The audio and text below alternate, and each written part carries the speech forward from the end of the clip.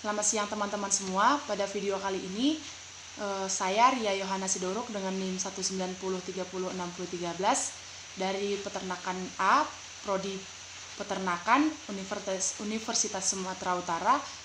Di sini saya akan mencoba menjawab pertanyaan dari Ibu Tati Widianasari SPTMP selaku dosen pengampu mata kuliah Manajemen Ternak Unggas.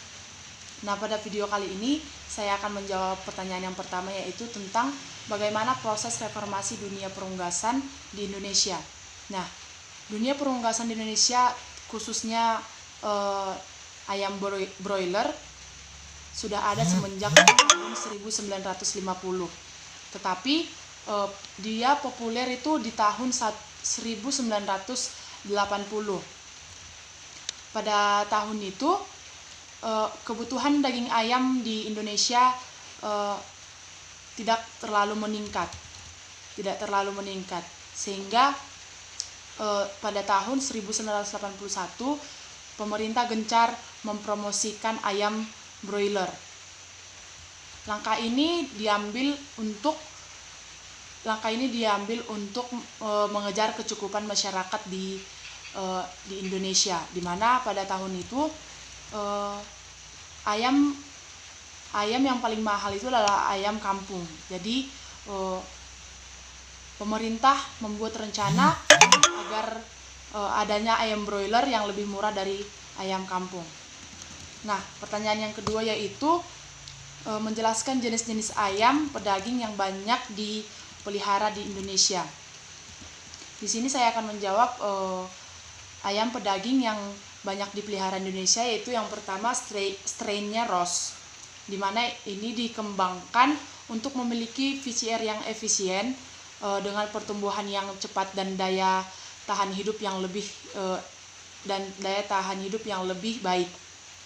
Fokus pengembangan genetik ini diarahkan untuk memiliki kaki yang kuat sebagai penopang badan yang cukup besar ya teman-teman semua. Yang kedua itu adalah strain Hybro. Strain Hybro ini memiliki fokus pengembangan untuk ketahanan hidup, baik dia di daerah tropis maupun subtropis.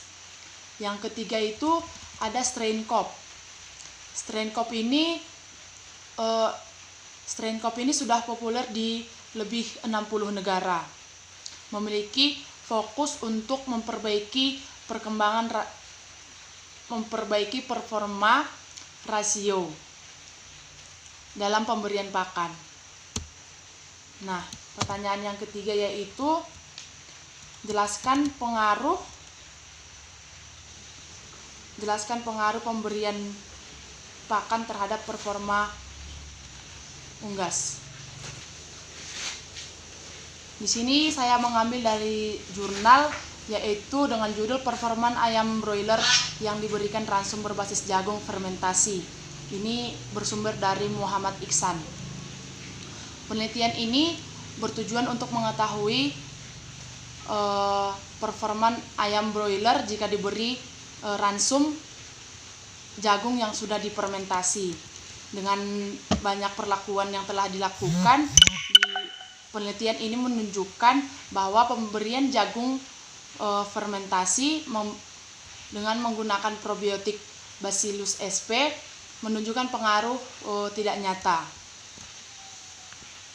terhadap konsumsi pakan ternak. Yang keempat itu jelaskan pengaruh lingkungan dan pencahayaan pada performan unggas pedaging. Di sini saya juga mengambil dari jurnal. Jurnal saya berjudul tentang performan produksi ayam pedaging pada lingkungan pemeliharaan dengan ketinggian yang berbeda. Ini bersumber dari Anas Kurniawan. Nah, pada penelitian ini didapat kesimpulan bahwa hasil ketinggian dari perkandangan ini memiliki pengaruh, menunjukkan bahwa ketinggian tempat ternak tinggal itu berpengaruh nyata terhadap status fisiologis dari ternak.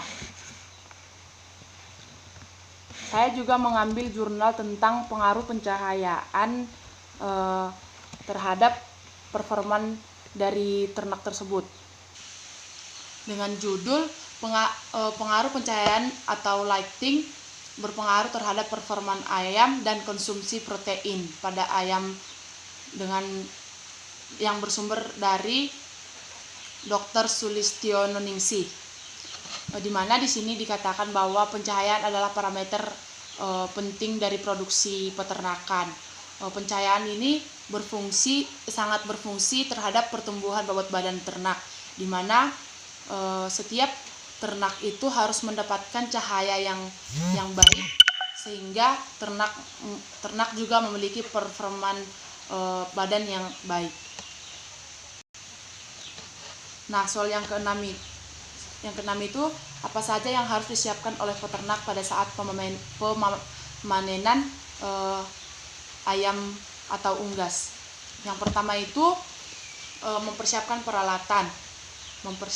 peralatan seperti timbangan, alat tulis untuk menulis seberapa berat nanti setiap ternak yang diambil, kemudian alat angkutnya seperti mobil yang sudah disterilkan, didisinfektan sehingga mengurangi penyebaran penyakit. Kemudian para pengerja yang sudah terbiasa dalam melakukan pemamanan ini, proses-proses panen untuk unggas ini biasa dilakukan di pagi hari, tetapi lebih baik dilakukan di malam hari dengan pencahayaan yang kurang, di mana ini akan mengurangi stres pada ternak jika dilakukan di malam hari. Soal yang ketujuh itu bagaimana pengaruh kepadatan kandang terhadap performan unggas pedaging. Nah, di sini saya mengambil dari jurnal, yaitu pengaruh pemeliharaan pada kepadatan kandang yang berbeda terhadap performan ayam broiler. Ini bersumber dari Ideworo, di mana berdasarkan hasil penelitian ini disimpulkan bahwa semakin padat kandang maka akan meningkatkan jumlah konsumsi dan konversi ransum pada ternak, sementara bobot badan akan menurun. Tetapi walaupun demikian, dalam satu kandang tidak boleh terlalu padat karena dapat menyebabkan suhu di dalam kandang itu akan naik, sehingga menyebabkan ternak-ternak yang ada di dalam kandang, khususnya untuk ayam broiler, akan mengalami stres. Soal yang ke-8 itu jelaskan program vaksinasi pada unggas pedaging. Nah,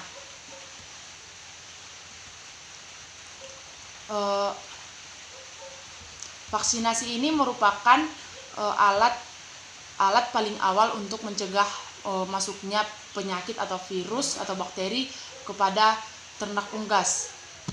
Proses vaksinasi ini ada 3 cara. Yang pertama itu melalui air minum, di mana cairan vaksinasi ini dicampur dengan air minum. Yang kedua itu melalui suntik. Biasanya suntik ini dilakukan di bagian pangkal paha dari unggas tersebut. Yang ketiga itu metode tetes mata. Proses penetesan vaksin ini ke dalam mata, kita harus melihat bahwa cairan vaksin tersebut sudah terserap ke mata dari broiler atau ternak unggas yang lainnya. Yang ke-9 itu jelaskan manajemen yang dilakukan oleh peternak pada periode starter. Nah, manajemen yang dapat dilakukan peternak pada periode starter, yang pertama itu peternak harus menyediakan kandang yang sudah disinfektan, sehingga bibit-bibit penyakit di dalam kandang itu tidak ada. Yang kedua itu setiap tempat pakan atau minum disediakan, disterilkan sesuai dengan kebutuhan dari ternak tersebut. Kandang diberikan liter setebal 5-8 cm. Nah, untuk DOC yang baru masuk itu air minumnya dapat ditambah gula 5%. Kandang itu diberikan terpal, dipasang terpal baik di luar maupun di dalam. Terpal yang digunakan di sini dianjurkan berwarna biru. Kemudian peternak juga harus memperhatikan temperatur kandang temperatur kandang dengan melihat penyebaran pada ternak di dalamnya. Kemudian peternak juga harus memperhatikan manajemen pemberian pakan dan minum. Diharapkan pemberian pakan dan minum pada ternak ini tidak kosong, atau tempat pakan dan minumnya itu harus selalu terisi. Baiklah teman-teman, sekian yang bisa saya jawab. Kurang lebih dari demikianlah teman-teman yang dapat saya berikan jawaban. Saya ucapkan terima kasih.